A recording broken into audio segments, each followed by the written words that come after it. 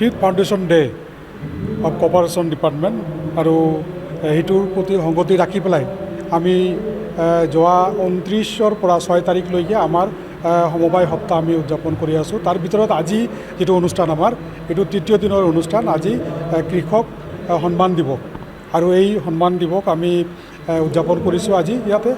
আৰু ইয়াতে আমাৰ 25টা সমবায় সমিতিয়ে অংশগ্ৰহণ কৰিছে কোকৰাঝাৰ ডিষ্ট্ৰিক্টৰ। আৰু ইয়াতে আমি যিবিলাক কৃতকাৰ্য আমাৰ যিবিলাক কৃষক আছে, যিসকলক আমি ঋণ দিছিলোঁ আৰু তেখেতসকলে খুব ভালভাৱে এইটো খেতি কৰি পেলাই সেই টকাবিলাক আকৌ ঘূৰাই দিছে। তেখেতসকলক উৎসাহ যোগাবৰ কাৰণে কেন্দ্ৰীয় চৰকাৰৰ তৰফৰ পৰা যিটো কপাৰেশ্যন ডিপাৰ্টমেণ্টৰ এই কৃষক সন্মান দিৱস হিচাপে তেখেতসকলক আজি ইয়াতে ফেলিচিটেশ্যন দিয়া হ'ল আৰু সন্মান দিয়া হ'ল। আৰু লগতে বহুতো প্ৰগ্ৰাম আমাৰ আছিল।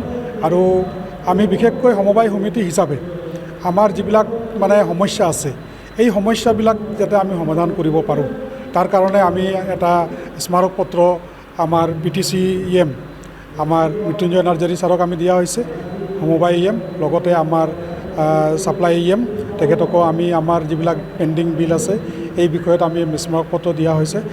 আমাৰ যিহেতু সমবায় সমিতিবিলাকৰ কাম কৰাৰ কাৰণে আমাৰ ৱৰ্কিং কেপিটেল নাই, আৰু সেই ৱৰ্কিং কেপিটেলৰ কাৰণে আমি 10 লাখ টকা কৰি আমি প্ৰত্যেকটো সমবায়ক দিব লাগে, যাতে আমি সমবায় সমিতিৰ কামবিলাক আগুৱাই লৈ যাব পাৰোঁ। লগতে আমি আমাৰ অফিচ বিল্ডিং লগতে গোডাউনবিলাক খুব বেয়া অৱস্থাত আছে, আৰু সেই গোডাউন আৰু অফিচ বিল্ডিংবিলাক যাতে আমি পাব পাৰোঁ চৰকাৰৰ তৰফৰ পৰা।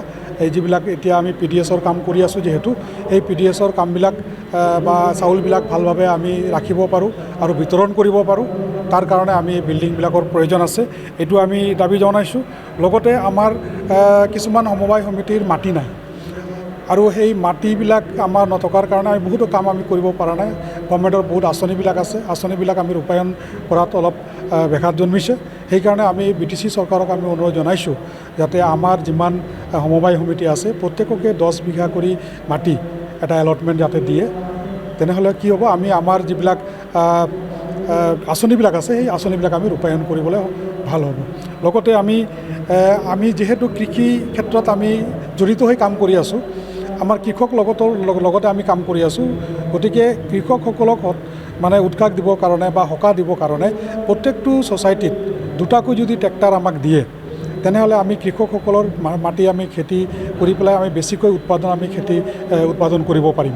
লগতে আমাৰ যিবিলাক নেকি পেণ্ডিং বিল আছে আমাৰ চৰকাৰৰ ওচৰত, আমাৰ কেৰিং চাৰ্জ আৰু বহুত আগৰ পেণ্ডিং বিলবিলাক আছে, সেই বিলবিলাকো যাতে আমাক মোকলাই দিয়ে, তাৰ কাৰণে আমি আমাৰ স্মাৰক পত্ৰত আমি দাবী জনাইছোঁ। এইখিনি।